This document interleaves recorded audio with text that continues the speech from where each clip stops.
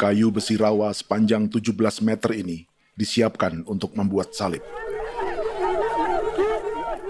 Melihat panjangnya, timbul pertanyaan, siapakah yang akan disalib? Siapapun itu, pasti sesuatu yang lebih besar dari mereka. Tapi Frankie Woro, Casimilus Awe, dan warga suku Auyu di Papua Selatan ini tak akan melukai siapapun. Mereka memakai salib ini sebagai tanda perlawanan.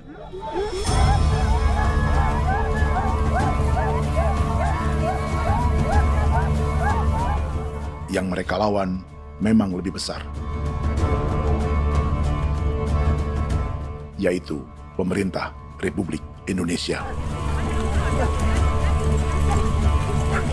Pemerintah sedang mengincar 2,5 juta hektar hutan orang Papua untuk proyek tanaman industri pangan dan energi.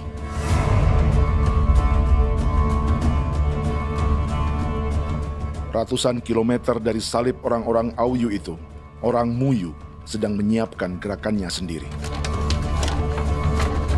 Tapi kali ini dalam bentuk sebuah pesta. Pesta yang disiapkan oleh marga Kimco Jinibjo selama 10 tahun.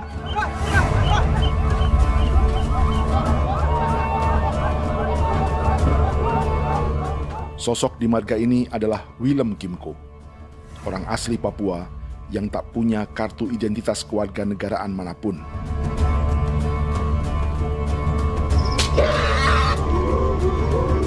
Pesta adat ini sudah cukup langka. Tak hanya di Papua, bahkan di kawasan Pasifik dan peradaban Melanesia. Awalnya bayarnya aneh kalau bukan. Internet ada kau tegak lebih penuka, dan jita ya kati kau beri barang dipo. Kau memang ambil kau kuning. Ada gagasan dan gerakan sosial di balik pesta orang-orang Muyu ini. Sama dengan gerakan salib merah yang dimulai orang-orang Auyu. Salib ini akan menjadi yang terbesar dari 1.800 salib merah yang telah ditancapkan berbagai suku di Papua Selatan dalam 10 tahun terakhir.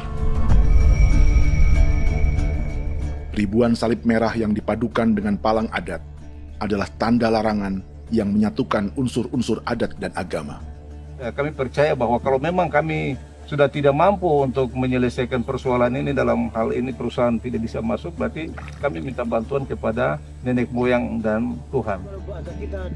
Atribut perang orang Auyu ini diukir atau dilukis, digambar di batang salib ini dengan tujuan bahwa kami larang dengan sangat keras. Jadi apabila siapapun, baik dari antara kita sendiri yang melanggar batas ataupun pihak lain yang mau mengganggu keselamatan hak tanah adat kami, maka kami siap untuk melakukan ancaman perang.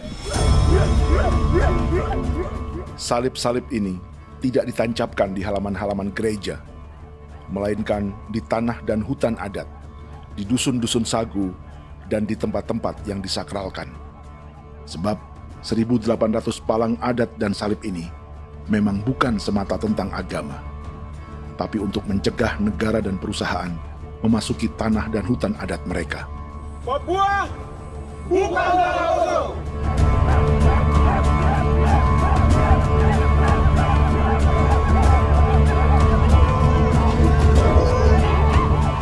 Di zaman TikTok ini, kami ingin menceritakan semua ini lewat film yang pendek.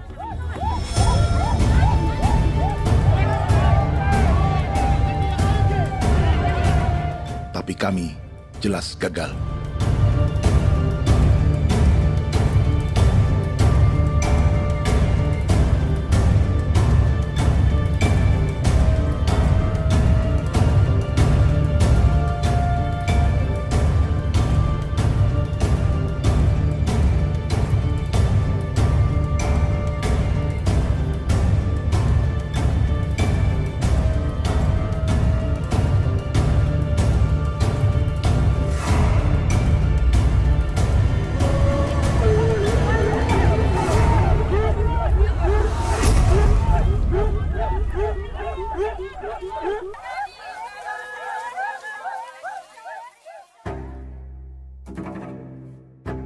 Di planet ini, ada 5 pemilik hutan hujan tropis terluas yang tersisa.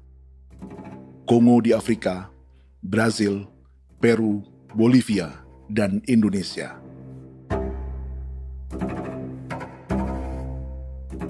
Di Indonesia, satu-satunya pulau yang hutannya masih terjaga adalah Papua, pulau terbesar kedua di dunia setelah Greenland. Lewat sejarah kolonialisme yang panjang, pulau ini kini dikuasai 2 negara. Bagian barat oleh Indonesia yang juga dikenal sebagai West Papua, dan bagian timur menjadi Papua Nugini. Dan tepat di perbatasan ini, di bagian Indonesia, sedang terjadi proyek pemusnahan hutan terbesar di dunia.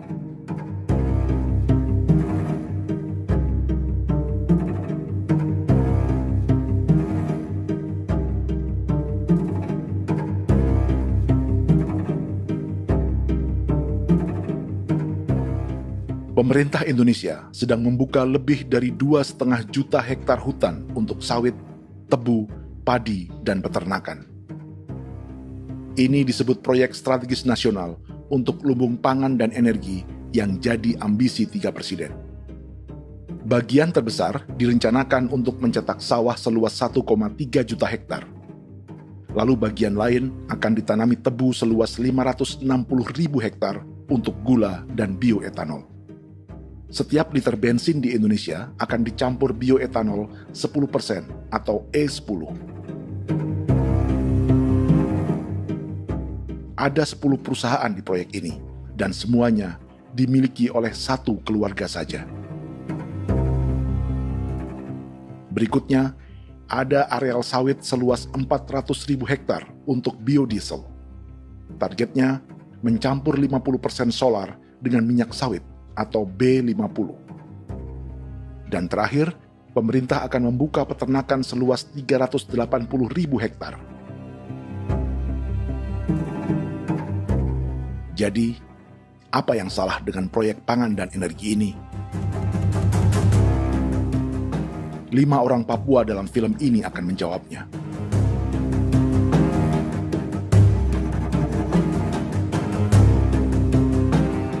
Yang pertama adalah Yasinta Moiwen dari suku Marin.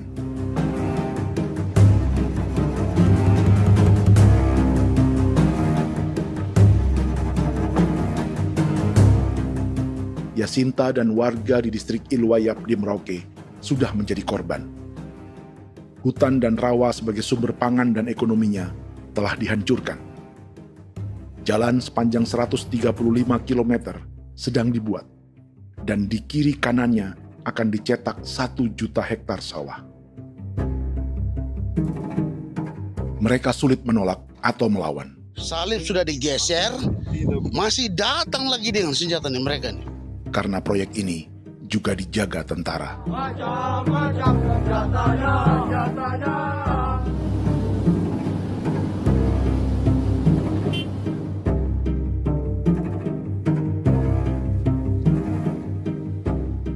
Yang kedua adalah Natalis Buer di distrik Tanah Miring, Merauke. Petani milenial ini merasa ditelantarkan. Sebab setelah hutannya diubah menjadi sawah, sebagian sawah-sawah ini tak tergarap. Orang asli Papua seperti Natalis tak punya modal untuk benih, pupuk, perawatan, hingga ongkos panen.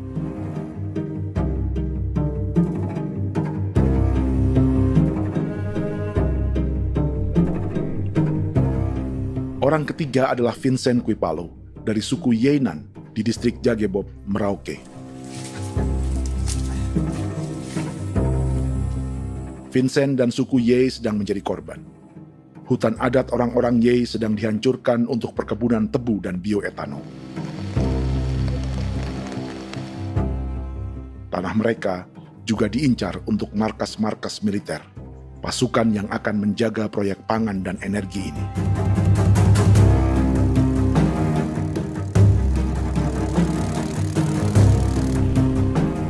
Yang keempat adalah Frankie Woro dari suku Auyu di distrik Fofi, Kabupaten Bovendigul.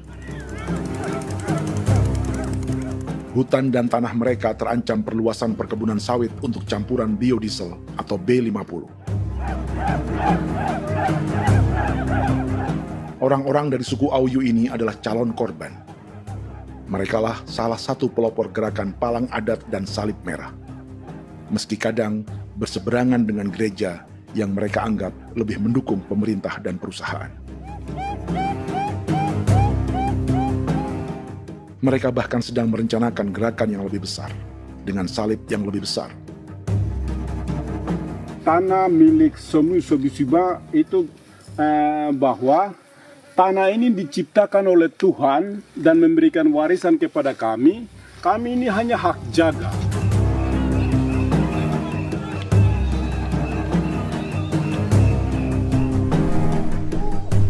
Sosok kelima adalah Willem Kimco dari suku Muyu di Bovendigul. Tokoh adat dari Muyu ini hidup di garis belakang proyek negara, sehingga belum menjadi korban. Tapi mereka sedang bersiap menghadapi segala kemungkinan. Tinggal di belantara dan perbatasan membuat sebagian mereka tak punya status kewarganegaraan. Tapi mereka telah hidup jauh sebelum ada Indonesia atau Papua Nugini.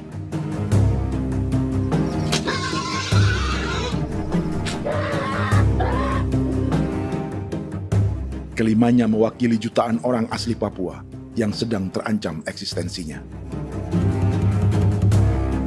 Jika kita merasa kepunahan peradaban Neanderthal di Eropa, Aztec dan Inca di Amerika, atau aborigin di Australia adalah sejarah masa lalu, film ini menceritakan bagaimana pemusnahan sebuah bangsa dan kepunahan sebuah peradaban sedang terjadi di masa hidup kita. Kepunahan bukan karena kerusakan lingkungan dan ruang hidup semata, juga karena dihantam 60 tahun operasi militer.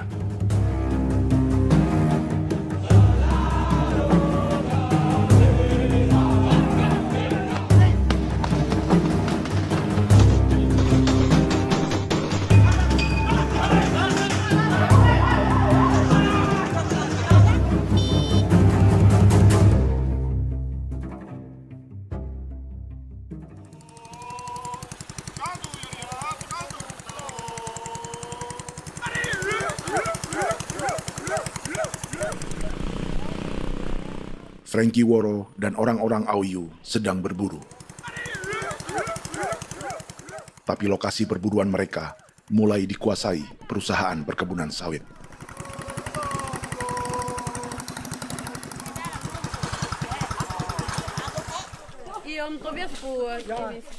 Kita akan menuju arah ke Inabusu. Di sana kami akan masuk di wilayah konsesi perusahaan PT Indo Asiana Lestari, dan di situ ya ada survei-survei mereka yang mereka pernah lakukan, tapi juga kami ada lakukan tanda-tanda saksi di sana.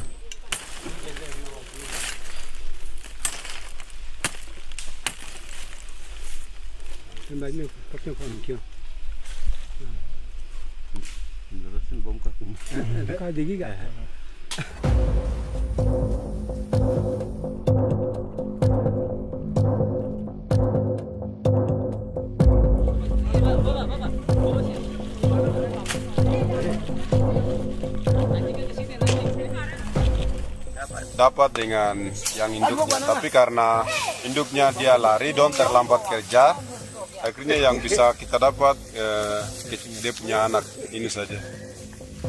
Kalau pakai bahan kayak hasil.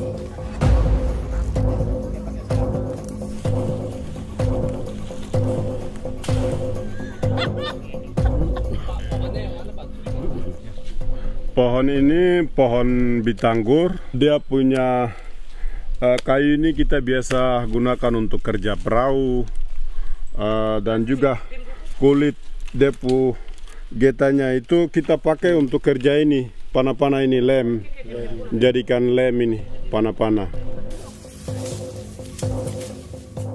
Hutan ini adalah supermarket bagi suku Auyu.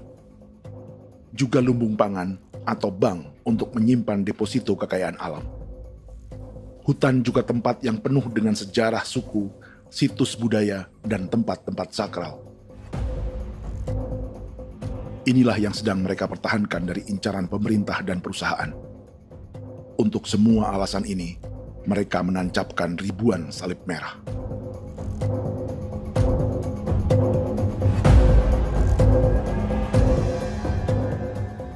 Tapi dari kampung, warga suku Auyu memberi kabar pada Frankie tentang intimidasi oleh aparat negara agar mereka melepas tanah ke perusahaan sawit dan berhenti memasang palang adat dan salib merah.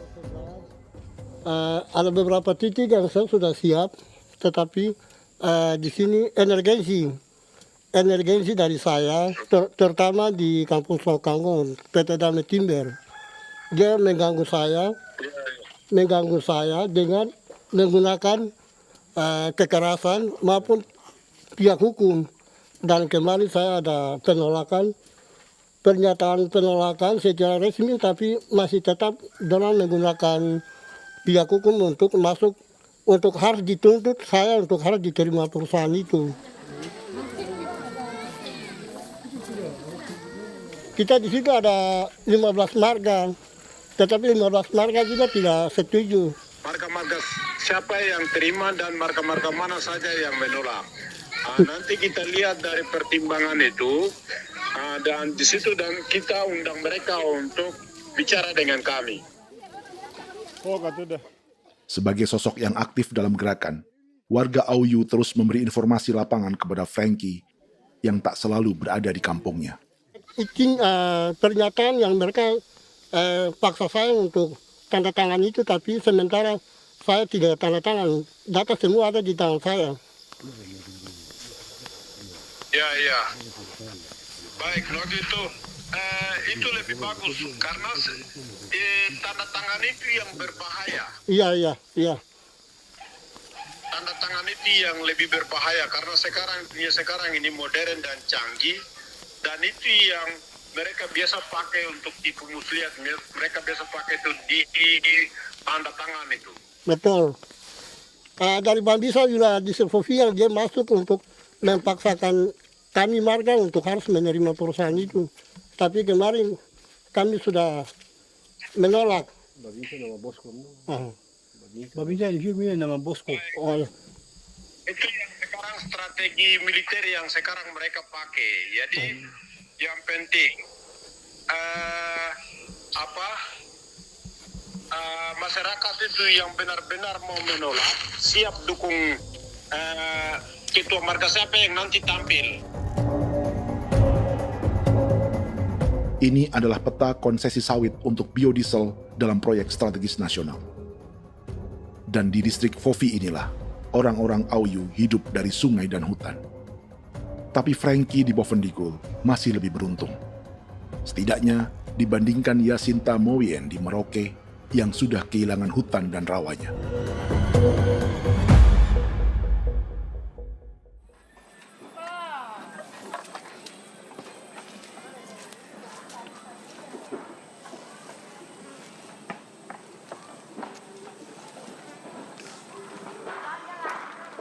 Yasinta dari suku Marin adalah petani sayur di Kampung Wanam, distrik Ilwayap, Merauke.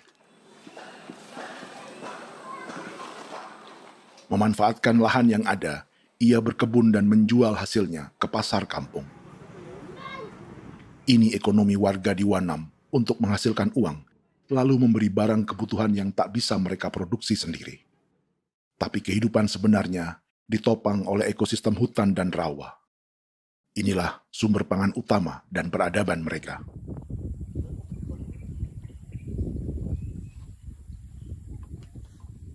Namun ketenangan ini diusik ketika tiba-tiba pada Mei 2024, di Pelabuhan Wanam datang ratusan alat berat untuk proyek pangan dan energi pemerintah.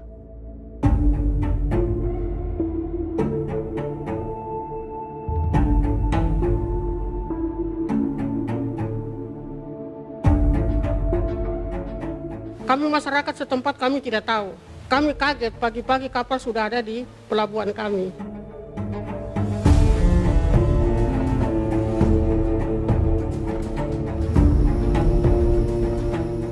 Yasinta Mowien atau Enrika Gebze dan warga lainnya tak pernah diajak bicara atau dimintai pendapat. Seakan-akan Papua adalah tanah kosong. Kita suka kaget yang dong bawa turun alat berat dong bawa turun, kita kaget masyarakat. Dorang subongkar itu kayu-kayu.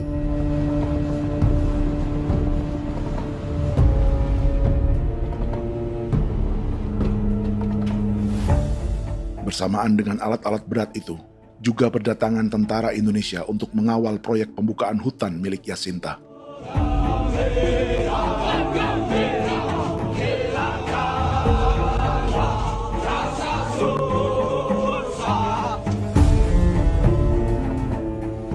Ribu alat berat didatangkan dari Cina ke Papua oleh perusahaan bernama John Lin Group sebagai kontraktor pemerintah. Ini disebut sebagai pesanan eskavator terbesar di dunia dengan nilai 4 triliun rupiah. Misinya membuka hutan dan rawa milik orang Marin, salah satunya untuk membangun jalan sepanjang 135 km. Sementara di kiri kanannya akan dicetak sawah yang ditargetkan seluas 1,3 juta hektar. Jalan berupa garis lurus ini bukan rute tradisional ekonomi masyarakat. Jalan ini akan menghubungkan kawasan perkebunan sawit dan tebu di sebelah timur, juga untuk mobilisasi pasukan militer. John Lin Group adalah perusahaan yang dimiliki Andi Samsudin Arsyad atau yang dikenal dengan Haji Isam. Sebagian orang mengenalnya sebagai pengusaha yang hobi balapan mobil.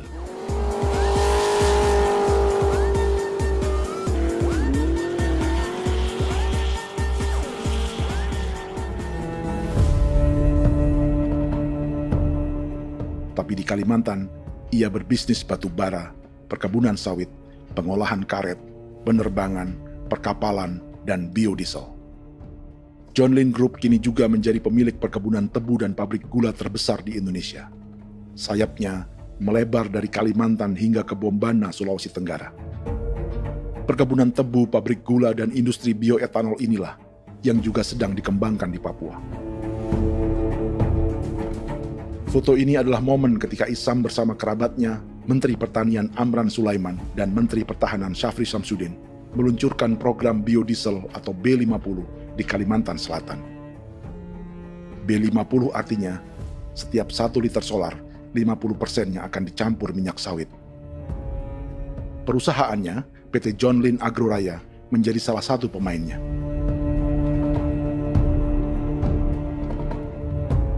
Sepanjang tahun 2025, saham PT John Lin Agroraya pernah naik hingga 700%.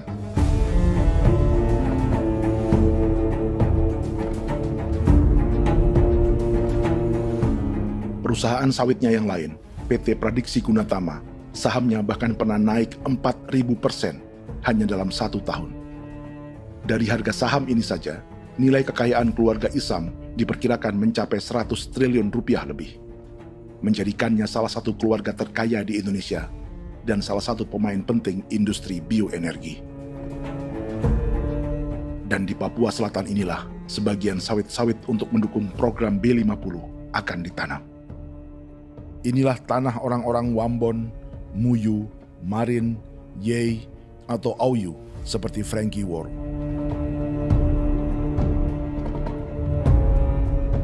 Haji Isam pernah menjadi tim kampanye nasional Presiden Joko Widodo dalam pemilu 2019 saat melawan Prabowo. Bintang Mahaputra Utama diberikan kepada Saudara Andi Syamsuddin Arsyad. Beliau berjasa luar biasa dalam mendorong pertumbuhan ekonomi daerah maupun nasional. Setelah menjadi presiden, Prabowo memberi gelar kehormatan Bintang Mahaputra Utama pada Isam.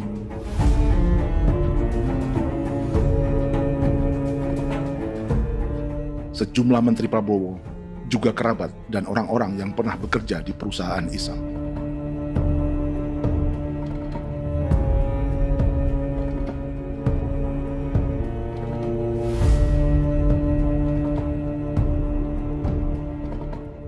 Lawan sebesar inilah yang sedang dihadapi Jacinta di kampung Wanam, Merauke. Atau petani perempuan lain seperti Enrika Gebse. Jadi alam kita ini sudah rusak. Jadi kita itu biasa jalan dari sini tuh harus pasang jerat di situ, harus cari makan di situ lagi. Itu tempat-tempat itu pasang-pasang jerat, tempat babi, rusa, sekarang sudah tidak ada lagi.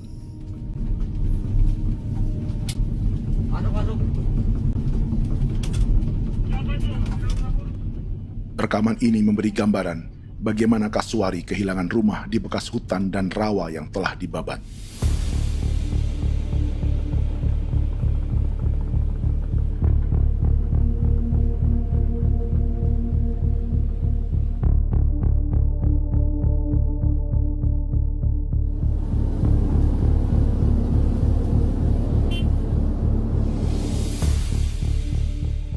Keterlibatan tentara dalam proyek pangan dan energi di Papua memakai dalih bahwa ancaman terhadap negara kini tak hanya perang secara militer,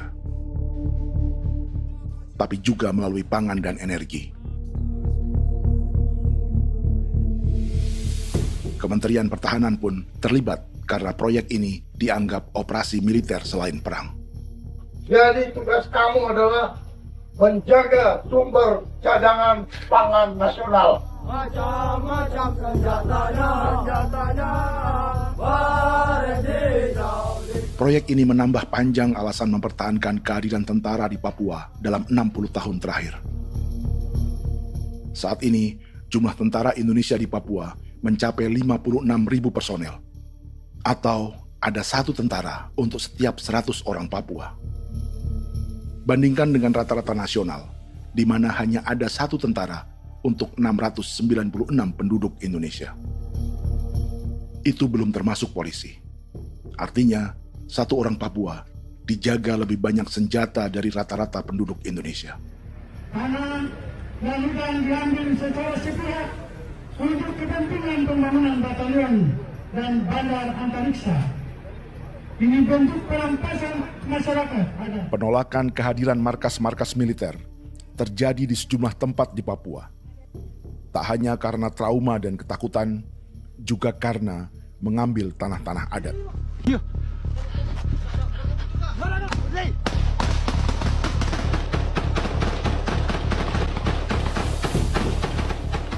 Salah satu alasan mengapa militer terus ditambah di Papua, karena masih ada perlawanan dari Organisasi Papua Merdeka atau OPM selama 50 tahun terakhir.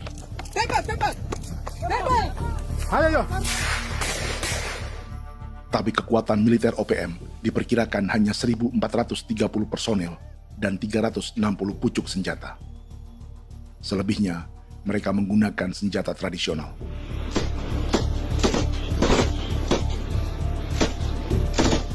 Dengan demikian, kekuatan tentara dan polisi di Papua 58 kali lebih besar dari gerilyawan Organisasi Papua Merdeka.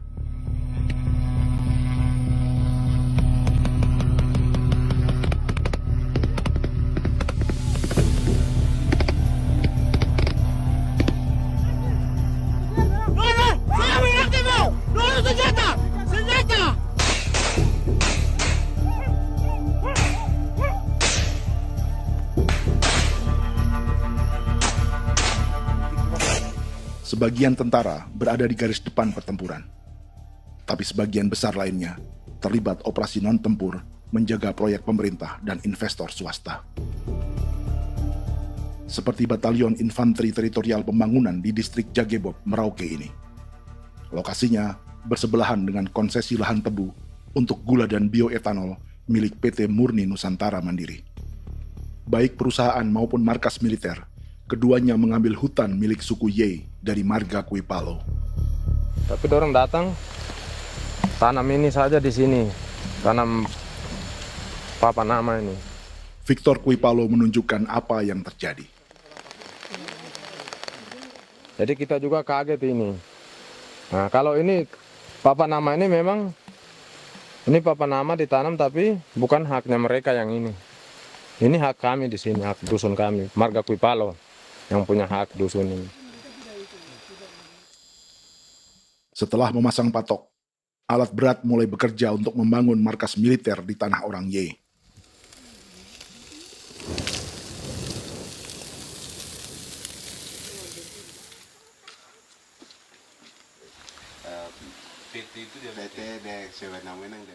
Kehadiran markas militer mengkhawatirkan warga yang pernah mengalami trauma. Takut kenapa? Kalau macam yang awal macam sekarang bu kampung hidup ini kan aman. Terus kenapa harus didirikan korem di sini? Bukankah dengan adanya Korem semakin aman ada tentara di sini? Kalau untuk kampung kayaknya tidak bisa aman kalau ada tentara, paling masyarakat dipukul itu ini. Kalau kampung hidup begini malah saya sejahtera dan saya punya masyarakat. Apa pernah ada pengalaman buruk sebelumnya dengan tentara di daerah sini? Ada yang cerita waktu pos-pos di sini tuh di 13, 12 itu zaman katanya Patimura. Memang kasihan. Malah kita punya orang ini yang dianiaya betul, dipukul. Disuruh kerja bakti tidak mau atau lama mencari, namanya kita pangkur sagu itu butuh waktu 1 minggu. Kalau lama begitu ya paling diseret apa pukul itu. Operasi militer Indonesia di Papua dimulai tahun 1962 lewat Operasi Trikora. Tapi perlawanan bersenjata pertama di Papua baru dilakukan tahun 1965 di Manokwari. Nanti tanggal 1 Mei jam 12.30 pemerintahan di Irian Barat mutlak akan jatuh di tangan.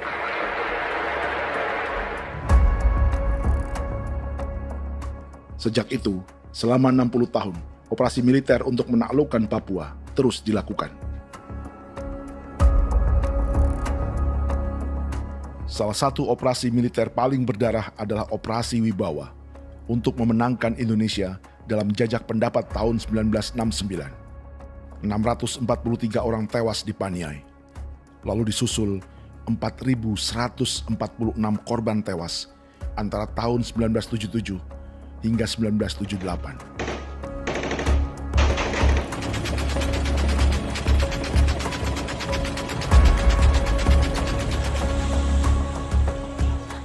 Operasi militer ini menimbulkan gelombang pengungsian hingga kini.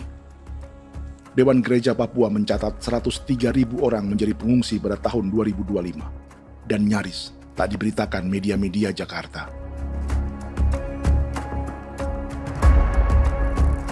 Jumlah pengungsi terbesar tercatat di Nduga yang mencapai 20.000 jiwa. Banyak di antaranya yang sedang hamil, seperti Jubiana, salah satu pengungsi Nduga. Jadi ini tagarik mesti kagi be muguruk berselari di namen wane gosel bigari me egirik munene an nimbo misle berselar nene wam darik lek prak de oi gore bangal no so ndak lo yo nandam yanet ndang no gat de nanen di ko nerwa membri wal marwa egirik munene wa tringel no semana ngal siak ya ber kumbik nyak masala orena me wo suluk ri namen wani go semane kuman nak wani wani ndemo lo ndak misri namen bre go lo nak no semana ne be minute waru ra kana bi ne dige war de mino pragit de laina bulan Maret April yana mana kantan barak na lire na bam ne Jubiana lalu menamai anaknya pengungsi Kogoya. Selain Jubiana, juga ada Emma dari Maibrat yang melahirkan di hutan. Sampai di kampung gini, katanya bilang ada tentara yang bangun jembatan. Ya, capek itu juga pun masih tahan. Kembali lagi ke hutan lagi. Itu sampai saya jatuh di tengah jalan. Orang sampai terbanting di kayu semuanya. Berasa sakit begitu. Melengkapnya tuh Domika Serli, pengungsi Wako. Masyarakat sipil dari Kampung Aitrem sementara mengungsi karena kampungnya sementara dikuasai oleh TNI Polri.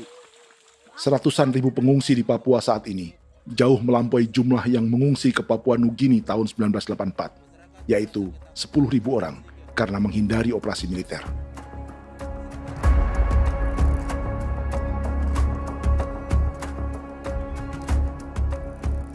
Bersamaan dengan operasi militer, eksploitasi sumber daya alam Papua juga dilakukan sejak masuknya tambang emas dan tembaga Freeport pada tahun 1967.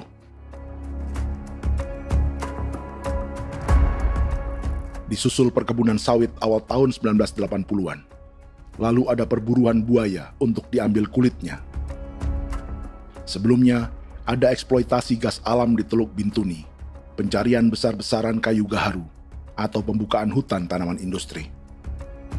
Ini belum termasuk perburuan dan perdagangan ikan arwana di selatan Papua, penebangan kayu merbau dari hutan-hutan Jayapura, emas di Blok Wabu Intan Jaya, bahkan nikel di pulau-pulau kecil Raja Ampat. Dan kini, dalam skala yang belum pernah terjadi dalam sejarah, Papua dipaksa mencetak sawah, tebu untuk bioetanol, dan sawit untuk biodiesel.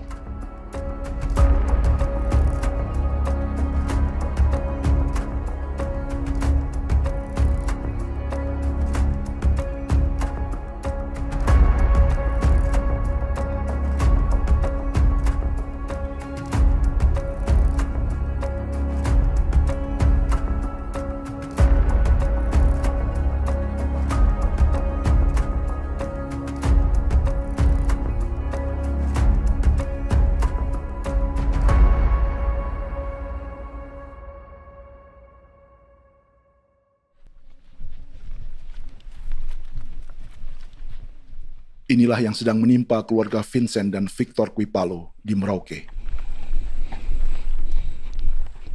Hutan mereka diambil untuk markas militer dan industri perkebunan, PT Murni Nusantara Mandiri. 1 dari 10 perusahaan yang diberi konsesi untuk menanam tebu dan memproduksi gula serta bioetanol seluas 52.000 hektar.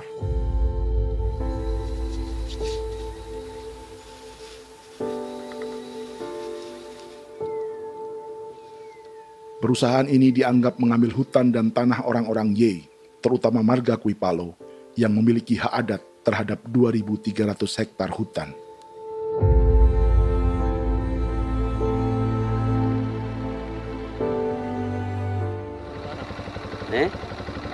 Tentara? Tentara. Oh iya, tentara.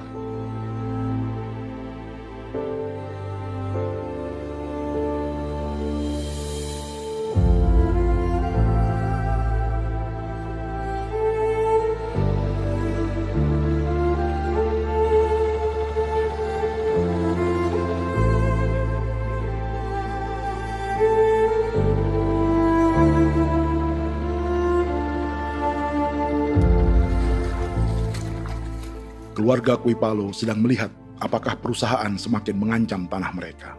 Dan kekhawatiran itu terbukti. Iya, makanya tadi saya bilang ini dari sini saja dekat ini sudah masuk di dalam ujung lapang ini. Ini hutan, yang ini hutan yang dorong ada bongkar sekarang ini. Ini sudah punya alat sudah dekat ini. Dekat sekali ini. Ini di sini. Nacau, kelapa itu yang jalan lama, jalan setapak ini.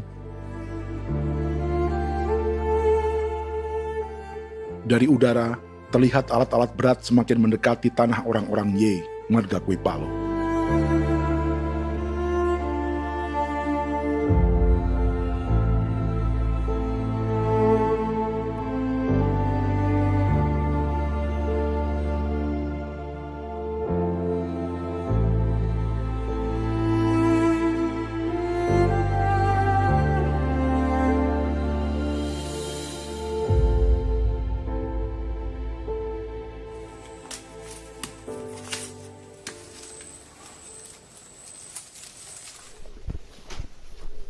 Keesokan harinya, Victor dan kerabatnya memberi tanda cat merah di pohon-pohon yang berada di batas tanah mereka.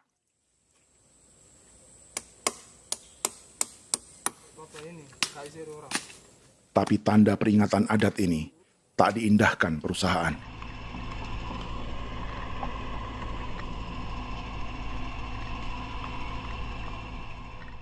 Dua bulan kemudian, perusahaan tetap memasuki tanah marga Kuipalo. Sama. Kami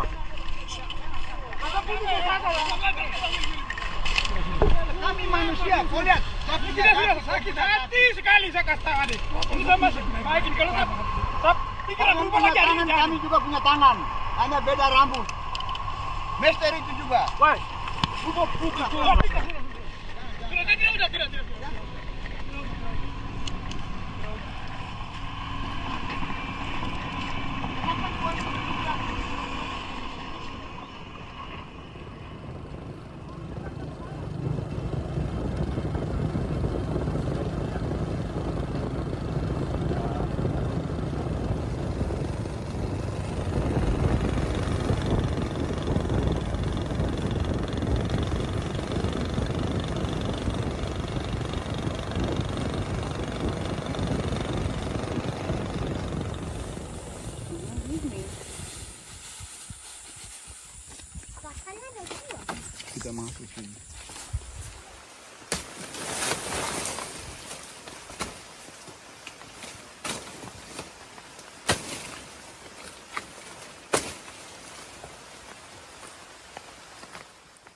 Jadi ya untuk itu seperti saya katakan tadi, apakah lebih baik kita tidak usah ada kah atau bagaimana, kita pisahkan, pisahkan dari negara ini kah? Jangankan tuh, saya kemarin bicara sama Daniel, datang sama saya dengan persoalan Kodam ini, saya bilang Pak Daniel kalau lebih baik saya ngungsi ke Papua Nugini. Dia bilang, aduh Bapak jangan begitu. Ya memang, kalau tidak bisa menghargai kami, lebih baik pilihan yang itu yang saya memilih. Lebih baik saya pindah dari sini. Saya mengungsi ke Papua Nugini, di negara tetangga. Masih di laut. Apa? Ada ini. Karena saya bilang sama Kapolsek Pak, Agustus ini, 17 Agustus saya tidak kasih naik bendera merah putih. Saya bendera ada, nanti saya taruh di meja.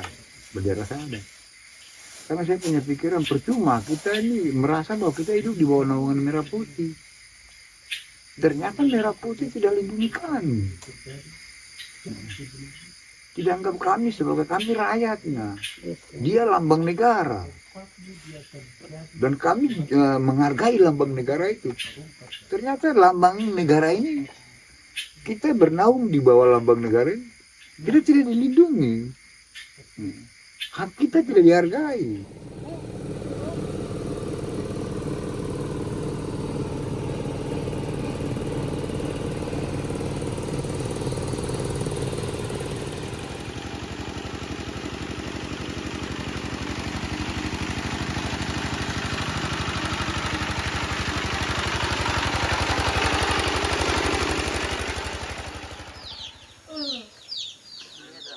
Marga Kuipalo dari suku Ye terus mendapat teror dan intimidasi agar melepas tanah mereka yang hanya dihargai Rp300.000 per hektar.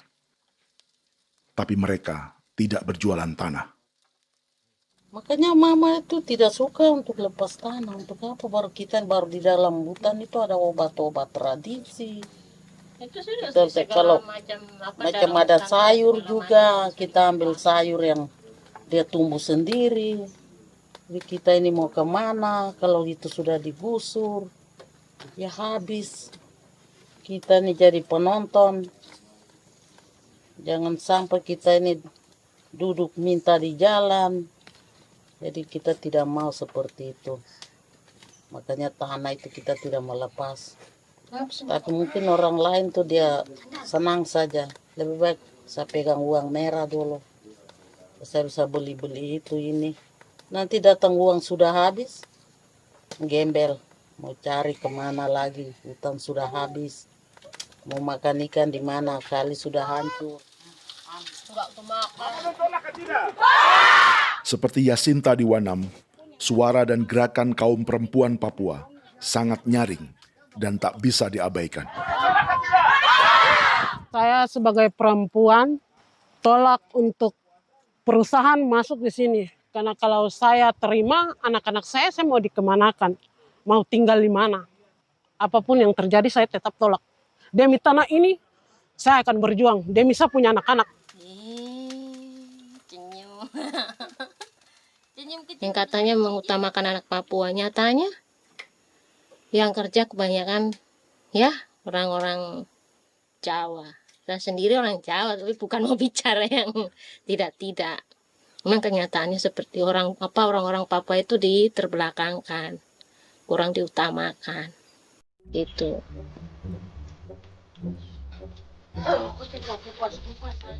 Proyek food estate seperti mencetak sawah, bukannya tak diikuti warga Papua.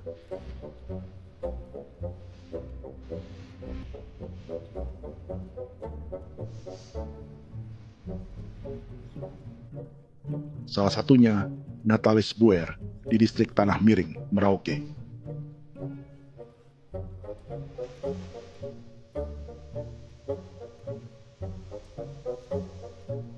Setelah menghabisi hutan, pemerintah Indonesia mencetak sawah untuk tanaman padi karena beras mulai menjadi makanan pokok menggantikan sagu. Sebagian besar penggarapnya adalah warga transmigran yang datang sejak era 1980-an. Bahkan petani transmigran sudah ada sejak Belanda membuka proyek padi kumbe di distrik Kurik. Lokasi yang sering jadi langganan pejabat Indonesia memamerkan sawah di Papua. Tapi Natalis juga ingin belajar menanam padi atau bersawah. Namun ia kesulitan karena dibutuhkan modal untuk benih, pupuk, hingga pemeliharaan dan panen. Lalu sawah-sawah ini pun mulai dikuasai pendatang.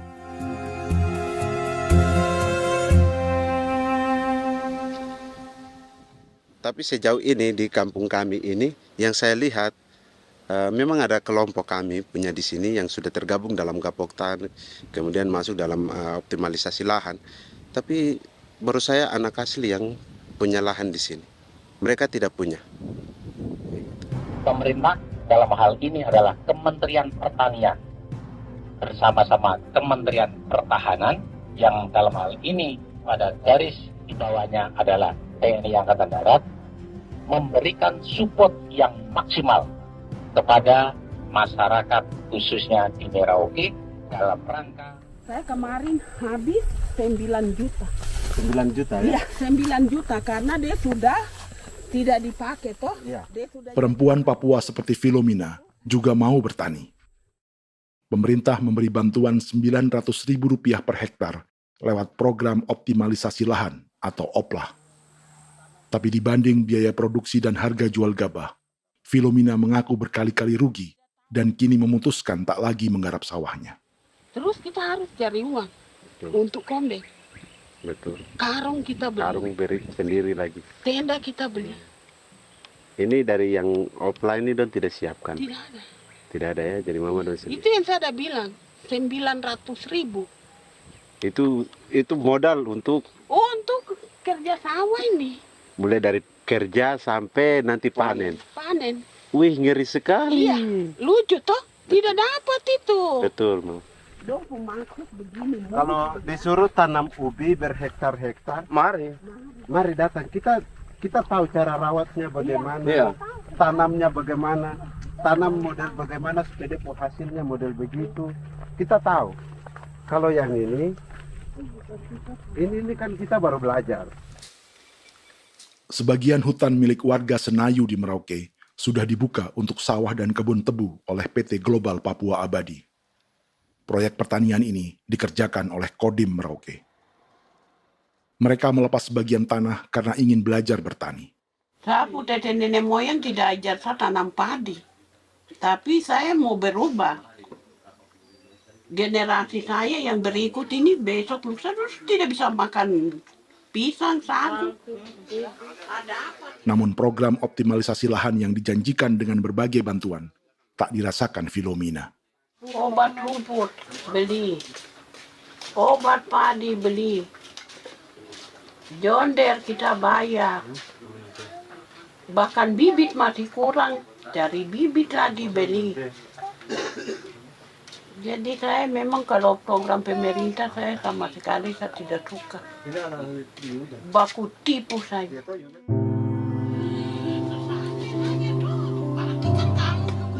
Mereka merasa ditinggalkan sendiri, jatuh bangun belajar bertani padi.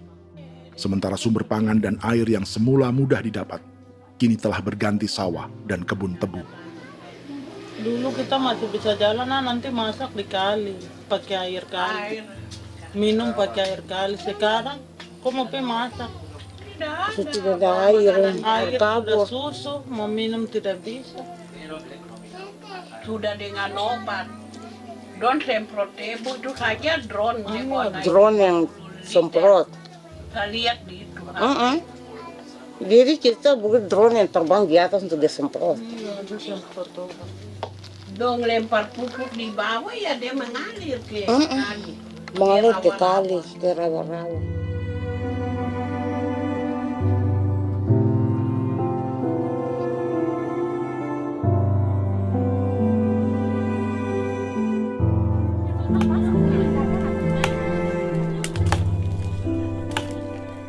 Seperti pertanian sawah bagi orang Bali atau Toraja, Bagi orang Auyu dan suku-suku lainnya di Papua Selatan, sagu juga bukan semata tentang pangan.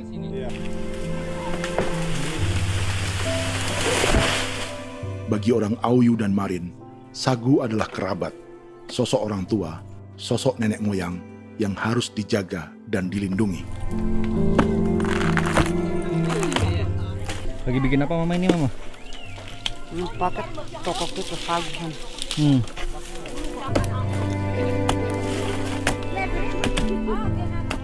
Kami diingatkan oleh leluhur, sagu itu tidak boleh digusur dan tidak boleh diganggu dengan cara apapun, dan di dalam rangka kepentingan apapun tidak boleh. Kamu harus bela, bahkan sampai nyawa pun harus menjadi taruhan demi membela keselamatan pergerakan sagu di atas tanah ini.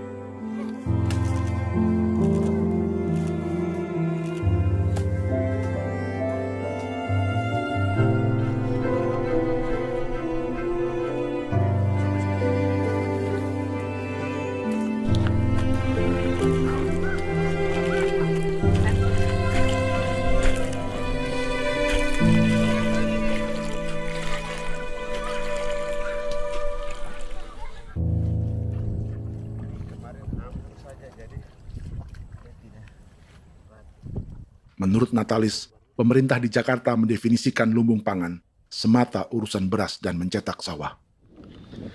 Sebenarnya orang Papua itu bukan tidak bisa bertani. Kami tanam ubi itu bagian dari pertanian. Nah, pertanian yang dimaksud oleh pemerintah itu harusnya selalu itu kalau bisa pemerintah harus spesifikkan pertanian apa yang dimaksud, pertanian tanam padi atau pertanian tanam ubi, petasan dan lain-lain. Ini yang harus dispesifikkan dulu. Begitu, sehingga tidak menjustifikasi kami orang asli Marin bahwa kami tidak bisa bertani, bukan. Kami buka kebun besar-besar di sana, bahkan bermeter-meter, ratus-ratus meter pakai sekop, bukan pakai ekskavator, tapi ini pakai skop. Itu pertanian, begitu.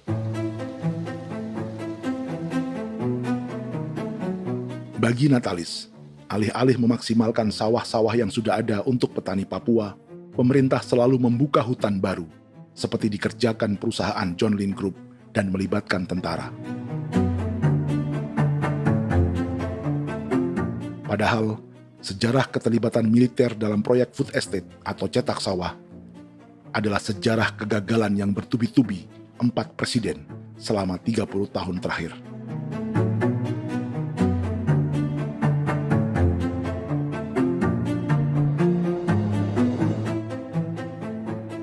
Papua bukan yang pertama menjadi proyek lumbung pangan yang melibatkan tentara. Kalimantan telah menjadi korban 30 tahun sebelumnya.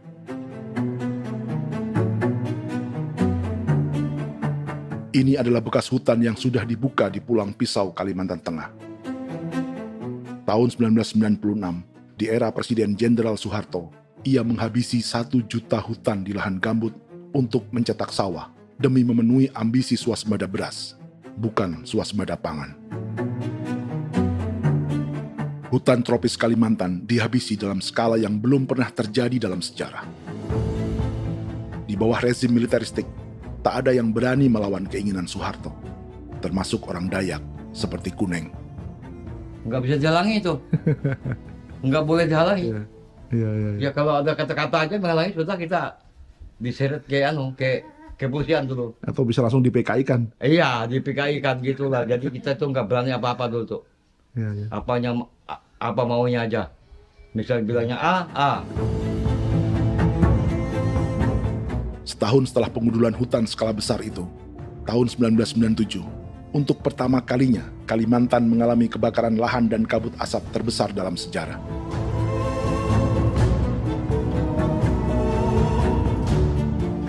Sebagai ilustrasi, ini kondisi kabut asap tahun 2015.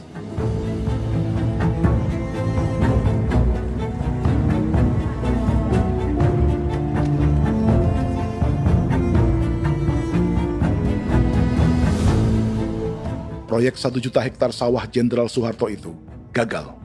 Bendungan dan saluran irigasi mangkrak hingga kini. Mei 1998, rezim Soeharto tumbang. 2 tahun setelah ia menumbangkan jutaan hektar pohon di Kalimantan. Setiap tahun, lokasi ini menyumbang kebakaran dan kabut asap yang merugikan jutaan orang.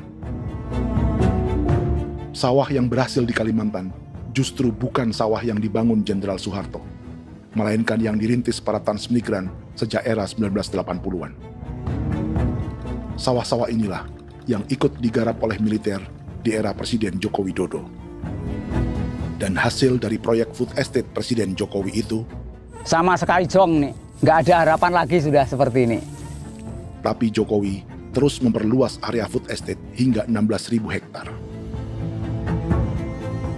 Presiden Jokowi juga menyerahkan urusan lumbung pangan ini kepada Prabowo yang saat itu menjadi Menteri Pertahanan. Salah satunya di Kabupaten Gunung Mas, Kalimantan Tengah, untuk membuka perkebunan singkong seluas 31.000 hektar. Food estate singkong Jenderal Prabowo ini dimulai dengan membuka 600 hektar hutan di Tawai Baru. Proyek singkong untuk bioetanol ini pun dijaga tentara. Dan seperti Jenderal Soeharto, proyek Jenderal Prabowo ini pun gagal.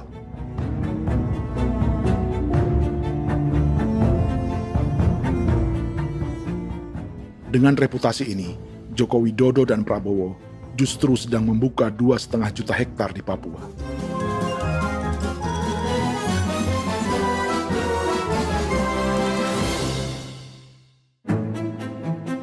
Setelah Jenderal Soeharto, Presiden Jenderal Susilo Bambang Yudhoyono juga mencoba membuka food estate di Papua sejak tahun 2010.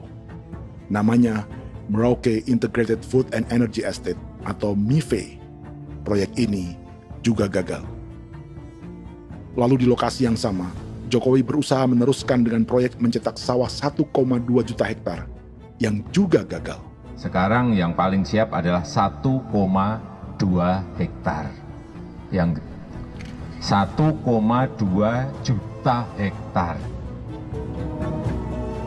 Dan kini, Prabowo yang pernah gagal dengan 600 hektar singkong di Kalimantan justru akan mengulangi di Papua dengan skala 2,5 juta hektar. Di daerah Papua pun harus ditanam kelapa sawit supaya bisa menghasilkan juga BBM dari kelapa sawit. Dalam setiap proyek pangan dan energi di Papua, yang lebih menonjol bukan tanaman pangannya, melainkan untuk energi atau bahan bakarnya. Sawit untuk biodiesel dan tebu untuk industri bioetanol. Ada 10 perusahaan yang diberi konsesi hingga 0,5 juta hektar untuk tebu. Dan 10 perusahaan itu dimiliki oleh 1 keluarga saja.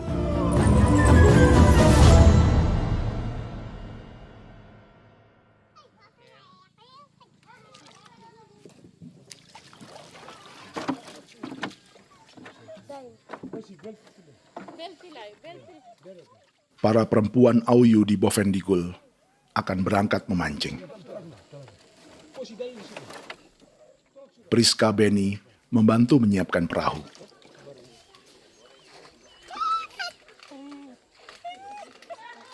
Mereka akan mengumpulkan bahan pangan di hutan untuk persiapan acara penancapan salib merah berikutnya.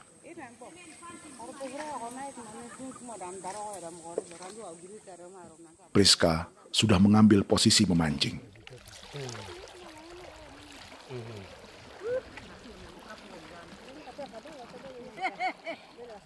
.800 salib merah telah dipasang di wilayah adat berbagai suku di Papua Selatan untuk menghalau perusahaan sawit dan tebu.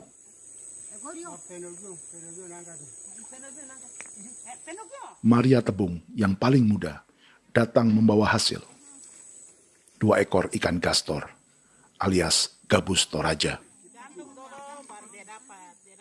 Sebagai generasi Z, pendidikannya sampai sekolah dasar.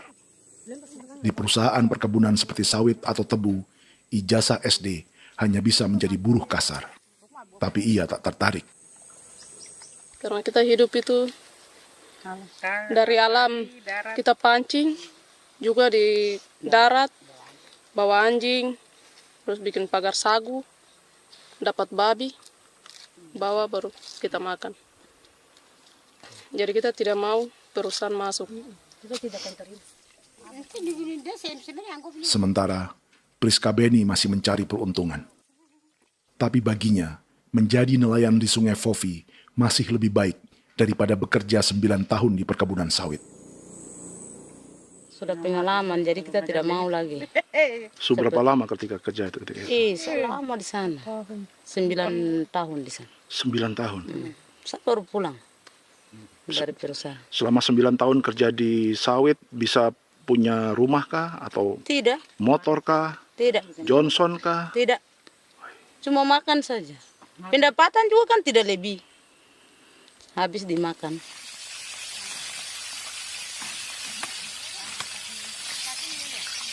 Satu minggu libur berapa hari?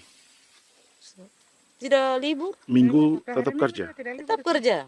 Tidak bisa ke gereja? Hari Minggu kerja. Hari Minggu juga kerja.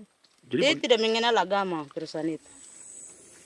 Di grup perusahaan sawit Korindo, Priska digaji 2 juta rupiah per bulan dan tinggal di mes karyawan. Tapi gaji itu dipotong bahan makanan atau BAMA rata-rata 1 juta rupiah setiap bulan.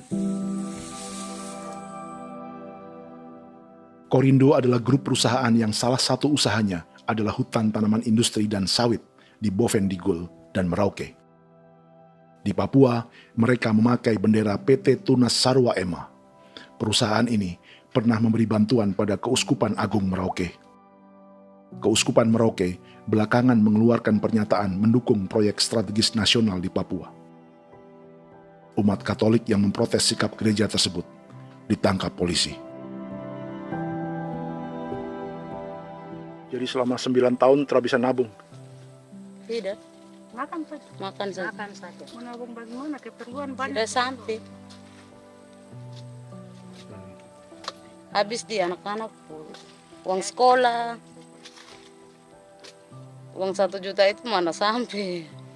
Menabung juga tidak cukup. Sudah pengalaman, jadi kalau di sini perusahaan mau masuk tidak.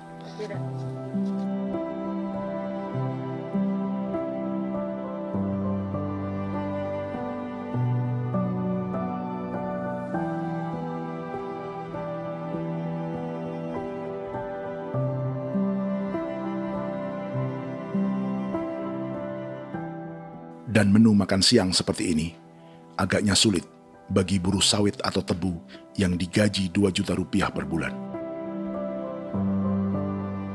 Generasi Z seperti Maria Tebung atau generasi milenial seperti Priska Beni punya matematika ekonominya sendiri. Sawit untuk biodiesel atau tebu untuk bioetanol tak akan ada bedanya bagi mereka.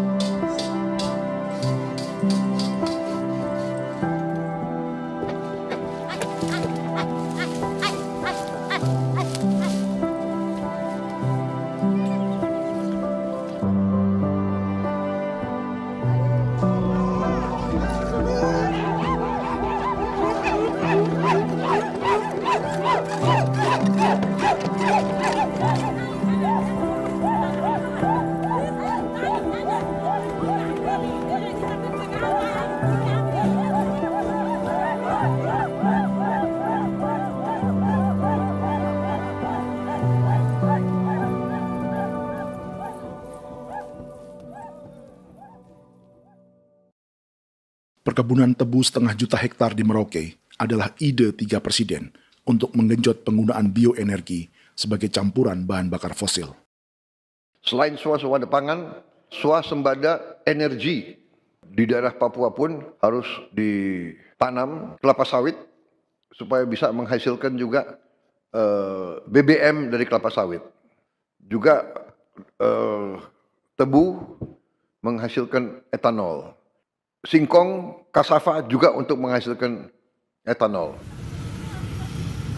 Bioetanol adalah bahan bakar nabati atau tumbuhan yang dapat dicampur dengan bensin.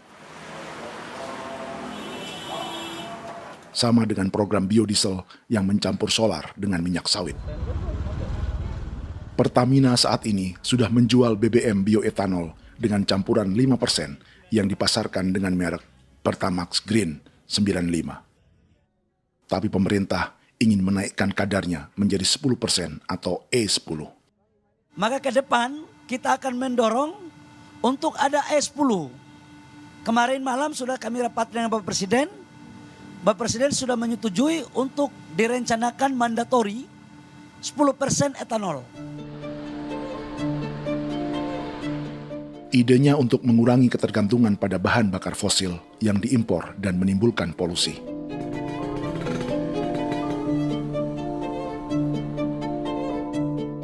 Tapi bioetanol bukannya tak mengorbankan lingkungan, hutan, rawa, dan manusia. Karena program E10 membutuhkan 7,3 miliar liter bioetanol, maka lahan yang dibuka untuk menanam tebu bisa mencapai 1,3 juta hektar. Sementara saat ini, luas perkebunan tebu di Indonesia hanya 500 sampai 600 ribu hektar. Artinya, butuh lahan baru hingga 800 ribu hektar untuk menanam tebu. Dan 500 ribu hektar diantaranya sedang dibuka di Papua. Hutan yang tadinya untuk menumbuhkan pangan berubah jadi tanaman untuk bahan bakar di jalanan. Kecepatan pulihnya hutan beradu dengan jumlah dan kecepatan kendaraan di jalanan.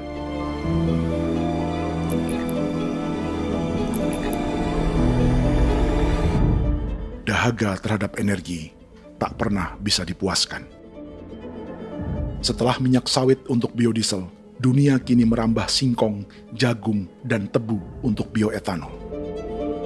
Benua Amerika, Eropa, sebagian Afrika, hingga separuh Asia kini mulai memakai bioetanol sebagai campuran bahan bakar.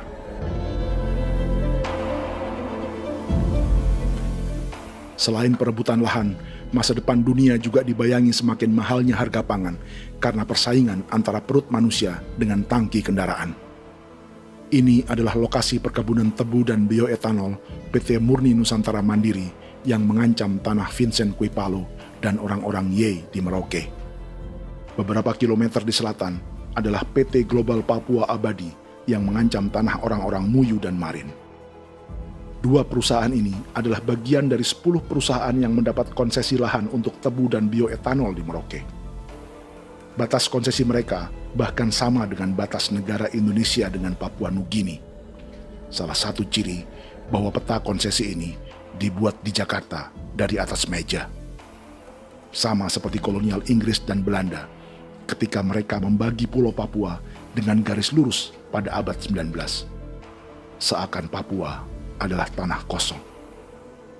Bedanya, meski peta konsesi ini mengatur batas 10 perusahaan, tapi perusahaan-perusahaan ini sebenarnya dimiliki oleh satu keluarga saja.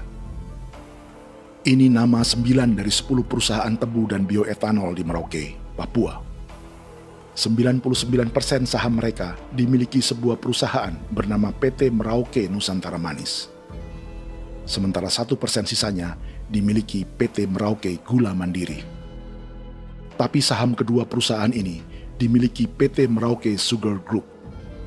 Dan perusahaan ini, 90% sahamnya dimiliki pengusaha bernama Angelia Bonaventure Sudirman, serta perusahaan bernama Zico Trust dan Resource Harvest.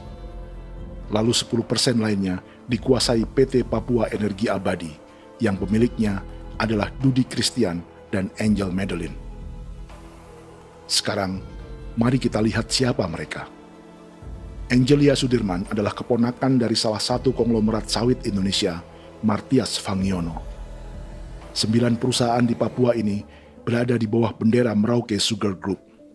Dan Merauke Sugar Group hanya satu dari 7 grup perusahaan milik keluarga Fangiono.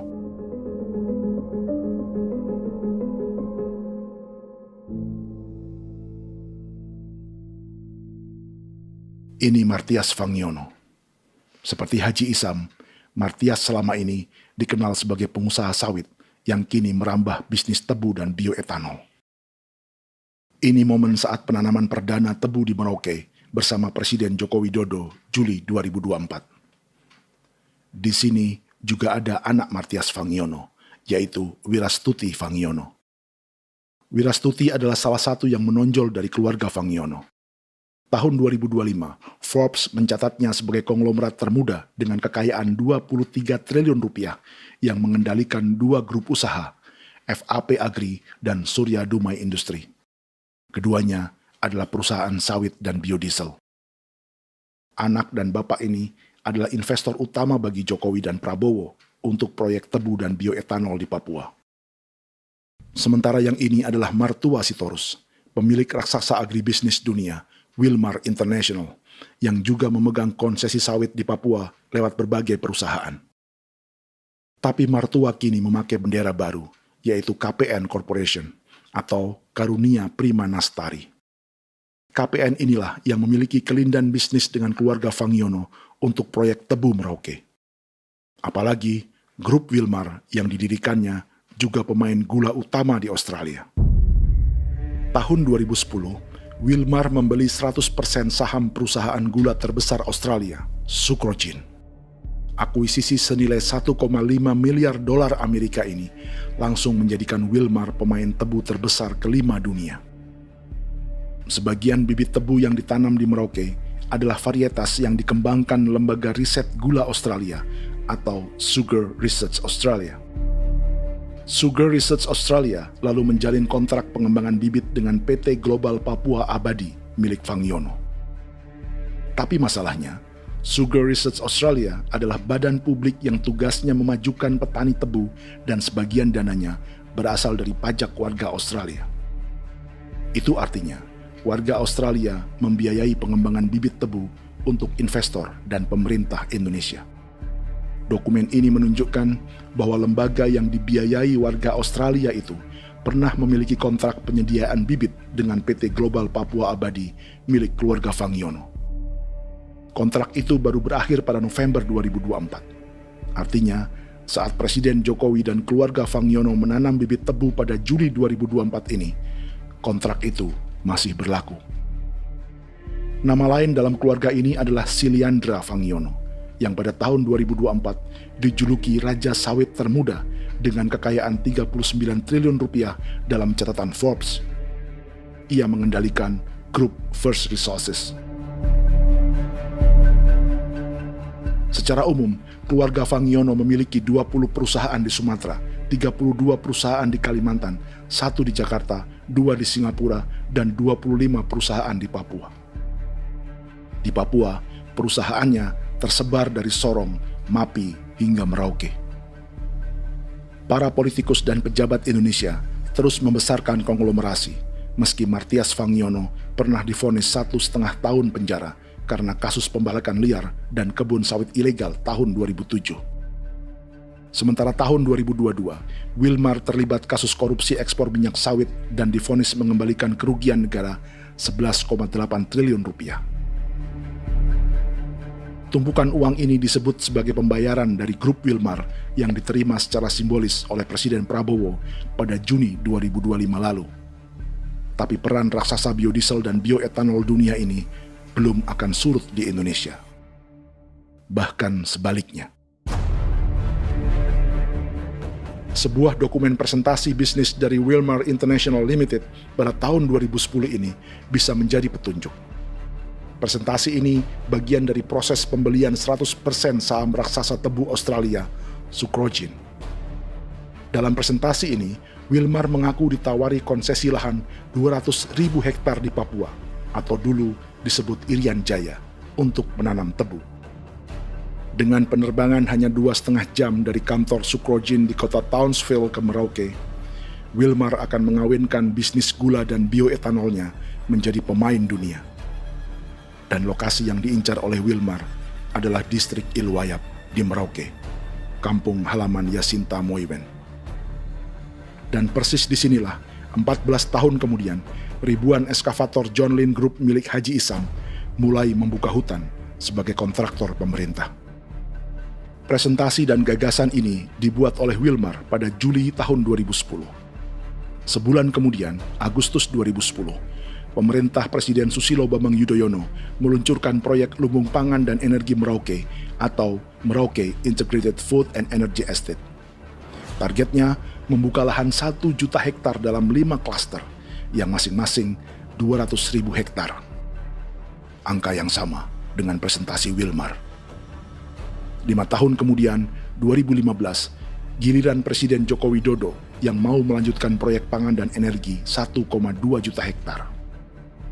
Menjelang pensiun sebagai presiden, Jokowi kembali menggencarkan proyek ini dan melibatkan Prabowo sebagai Menteri Pertahanan. Jokowi lalu mendukung Prabowo sebagai presiden berpasangan dengan anaknya, Gibran Rakabuming Raka sebagai wakil presiden. Kini, setelah menjadi presiden, giliran Prabowo yang melanjutkan proyek bioetanol dan biodiesel dengan memobilisasi militer dan melibatkan pejabat-pejabat yang juga para elit partai koalisinya.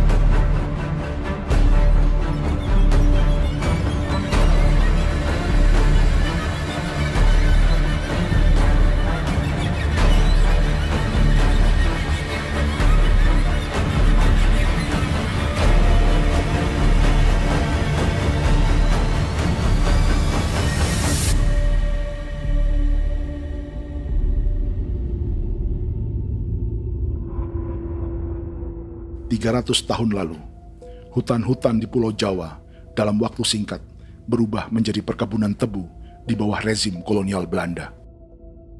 Orang Jawa menjadi buruh dan petaninya dipaksa menanam tebu. Dari kolonialisme dan politik tanam paksa itu, Belanda memperkaya negara dan para investornya. Tak puas membuka hutan untuk perkebunan di Jawa dan Sumatera, kolonial Belanda menanam tebu hingga di Suriname dan mengerahkan ribuan orang Jawa sebagai buruh pada tahun 1890. Inggris yang sudah menguasai negara seluas India dan Papua Nugini pun masih menanam tebu jauh di tengah Samudra Pasifik, di tanah orang-orang Fiji. Lalu memindahkan puluhan ribu orang India menjadi buruh di sana. 200 tahun sebelumnya, ratusan ribu orang Afrika bahkan diperbudak untuk bekerja di perkebunan-perkebunan tebu Spanyol dari selatan Eropa hingga Karibia, Kuba, atau Jamaika. Jika dulu tebu menjadi gula atau emas putih, kini cerita kolonialisme tebu berlanjut di Papua untuk bahan bakar nabati atau bioetanol. Dan seperti semua cerita tentang kolonialisme, akan ada yang berpesta dan ada yang membayar. Dalam setiap cerita pesta kolonialisme, baik di Jawa, Karibia, atau di Papua, selalu melibatkan para elit lokal, dari pejabat, perwira, hingga agamawan. Tapi dalam setiap kolonialisme, juga selalu ada cerita tentang mereka yang mempertahankan diri dan melawan.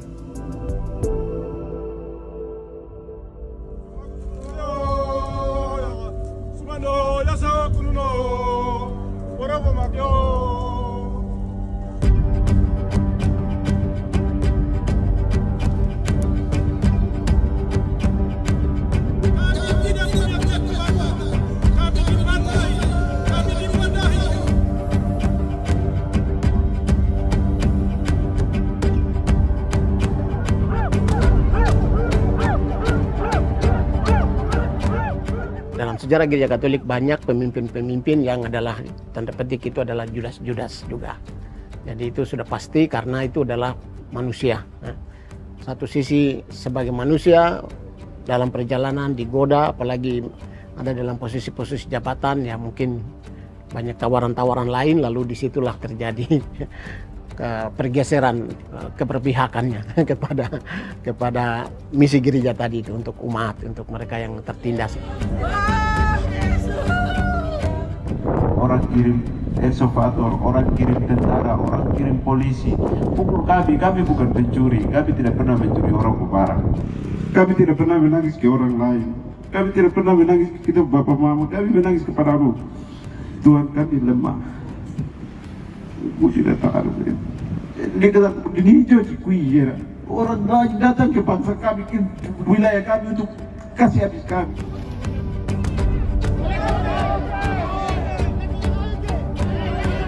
Ya Hakimam Dehi, Ya Hakimam Dehi, Bono Ya Hadikul Dehi, Bono Ya Hadikul Dehi. Kita buat sasi seperti begini untuk menolak perusahaan apapun yang masuk di tanah kami. Kalau kita kasih, kita bikin rusak sekarang, kita punya generasi berikutnya mau dapat kemana. Jadi kita nyatakan sikap di sore hari ini, kami tolak. Apa yang dilakukan pemerintah untuk PSN adalah kejahatan. Pemerintah bagian dari kejahatan, aktor perusak dan pembunuh terhadap negara, terhadap alam, hutan, terhadap manusia. Jadi negara jadi aktor pembunuh. Jadi Pilatusnya siapa? Negara, pemerintah Jakarta ini. Tanah Wiu bukan tanah kosong. Masyarakat adat kami masyarakat. Perusahaan tolak. Biar asal.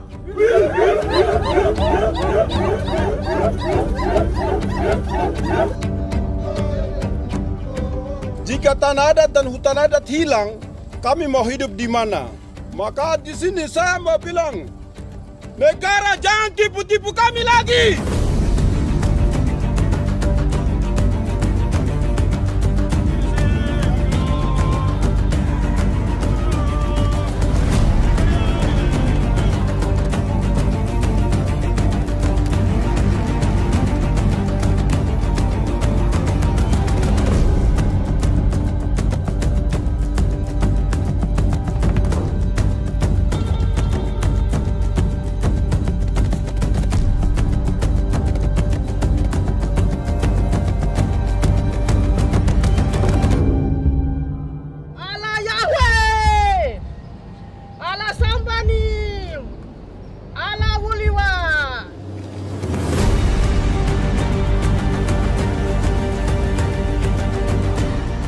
Kalau kami dianggap orang Papua itu bagian daripada Republik ini, tolong hargai kami.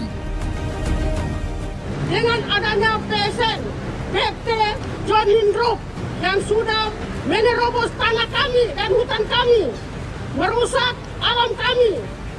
Itu yang kami datang ke Jakarta jauh-jauh dari Papua. Kami mau bersuara kepada Bapak Presiden Prabowo Subianto, di mana keadilan untuk masyarakat Papua. Tolong lihat masyarakat Papua yang sudah mati. Kami bersepakat menyatakan, 1.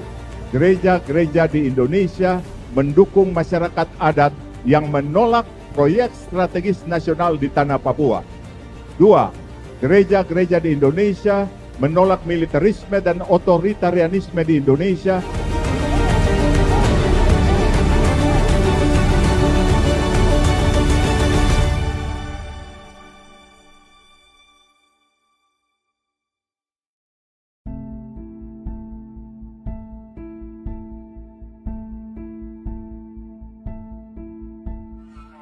Kita sering merasa banyak hal buruk sudah jadi cerita sejarah. Dan kita sekarang hidup lebih baik, lebih beradab, atau mustahil melakukan kejahatan seperti di masa lalu. Kita tidak lagi menghukum mati orang dengan memenggal kepalanya. Kita menembaknya atau menyuntik racun agar tertidur dan mati. Tapi ada hal-hal yang tak berubah. Salah satu pembantaian yang kuat di ingatan kita adalah kejahatan Nazi atau genosida di Rwanda. Padahal pembantaian juga sedang terjadi di masa kita, seperti di Gaza, Palestina. Penghancuran sebuah peradaban seperti Indian di Amerika atau aborigin di Australia juga kita anggap masa lalu. Sekarang kita merasa lebih baik dan lebih toleran. Padahal proses penghancuran bahkan pemusnahan yang sama sedang terjadi terhadap bangsa Melanesia di Papua. Begitu juga dengan praktik kolonialisme. Kita merasa penjajahan seperti dilakukan Portugis, Inggris, atau Belanda sudah menjadi sejarah. Dan Indonesia tidak mungkin menjajah. Padahal itulah yang sedang terjadi dan dirasakan di Papua.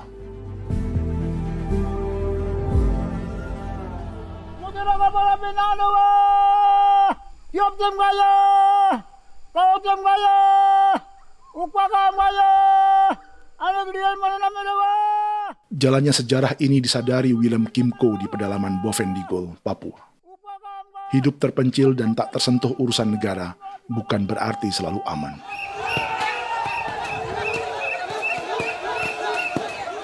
Untuk sampai di tempat ini, orang-orang Muyu menempuh 2 hari berjalan kaki mengarungi hutan, lembah, dan sungai. Termasuk mereka yang datang dari perbatasan Papua Nugini. Mereka berkumpul untuk memenuhi undangan pesta adat yang disebut Awon Atatbon atau Pesta Babi. Yang mengundang adalah marga Kimco Jinipjo. Yang dituakan di marga ini adalah Willem Kimco. Ia tak punya kartu tanda penduduk dan kewarganegaraan manapun, baik Indonesia atau Papua Nugini. Tahun 1984, 10.000 orang Papua, terutama suku Muyu, mengungsi ke Papua Nugini untuk menghindari operasi militer Indonesia, termasuk Willem Kimco.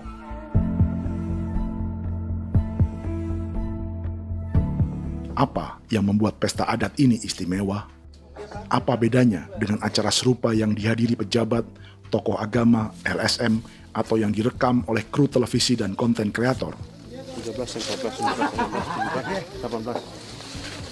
Pertama, untuk membuat pesta babi, orang Muyu perlu persiapan selama 10 tahun. Sebab, babi-babi yang akan jadi bagian dari pesta ini tak boleh dibeli, alias harus dipelihara sendiri. Babi-babi ini bukan bantuan pejabat pemerintah, gereja, atau LSM.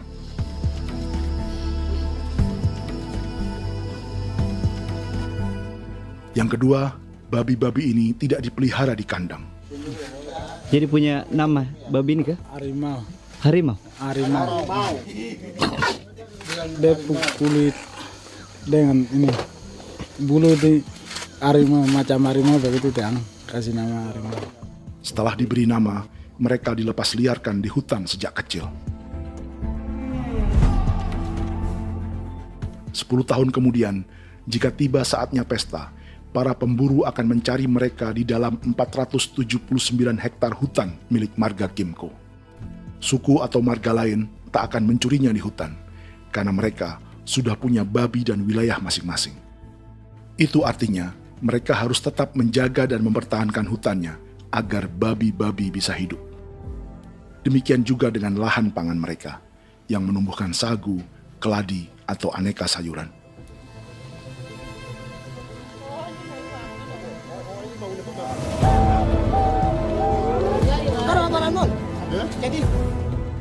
Yang ketiga, dalam Awon Atatbon atau pesta babi, binatang ini tidak dimakan secara gratis.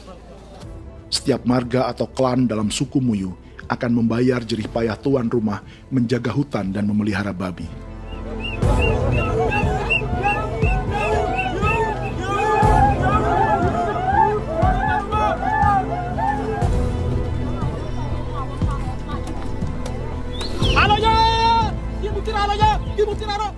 Ini seperti arisan untuk menjaga budaya dan lingkungan. Bagian dari budaya dan ekonomi timbal balik yang ditandai dengan siklus memberi dan menerima.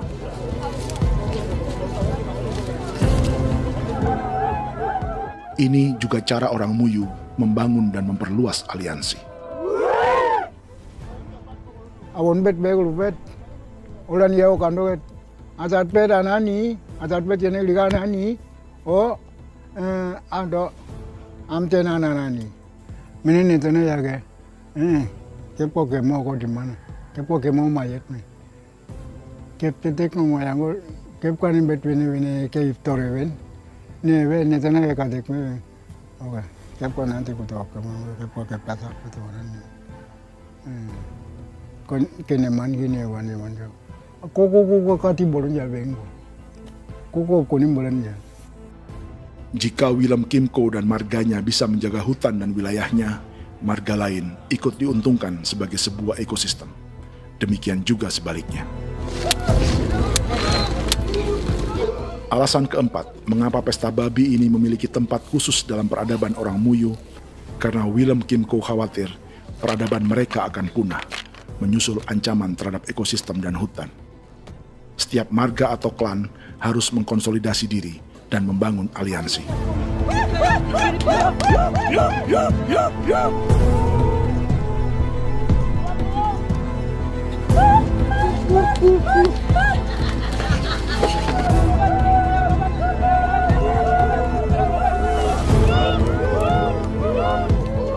Kekhawatiran Willem dan orang-orang Muyu tak berlebihan. Ruang hidup mereka bersinggungan dengan proyek bioetanol dan biodiesel pemerintah Indonesia. Mereka juga tahu apa yang telah dan sedang menimpa suku lain seperti Auyu di Bovendikul atau Yainan dan Marin Anim di Merauke.